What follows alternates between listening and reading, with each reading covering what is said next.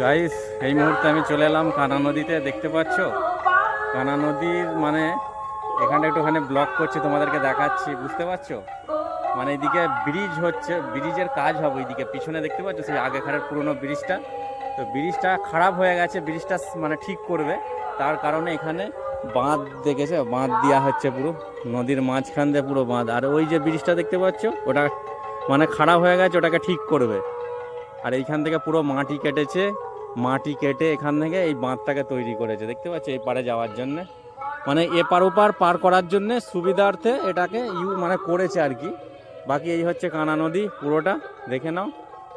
এই জায়গাটা পুরো মানে কাটা হয়েছে মাটি, বুঝতে পারছো তো? আর ওই দিকেও কিন্তু একটা বাঁধ হচ্ছে, ওই দিকেও মানে পোলের ওই পাশে একটা কিন্তু বাঁধ হয়েছে, বুঝতে পারছো?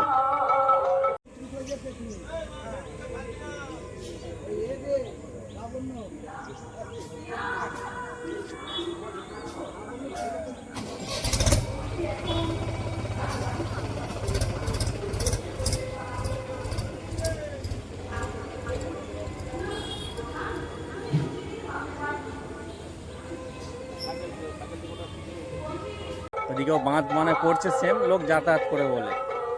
দেখে নাও, দেখতে পাচ্ছ মানে কত।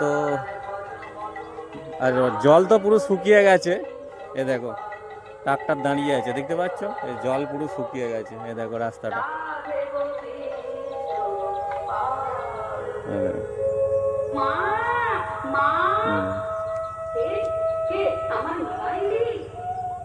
পুরো মানে একদমই জল পুরো শুকিয়ে গেছে, জল নেই, যার কারণে এটা করছে। আর আপাতত এখন জল আসবে না, ওই জন্য এটা মানে ক্লিয়ার করে নিচ্ছে, এটাকে ঠিক করে নেবে বলে এই পোলটাকে, ব্রিজটাকে। তো এই জন্যে এখানে মাটি ফেলেছে, দেখতে পাচ্ছ?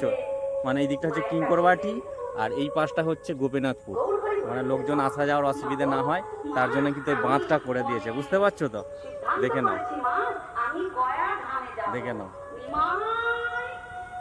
ঠিক আছে? এই হচ্ছে ওই দিকটা, একটু গিয়ে দেখাবো তোমাদেরকে, একটুখানি দেখে নাও এই দিকটা, এই রাস্তা।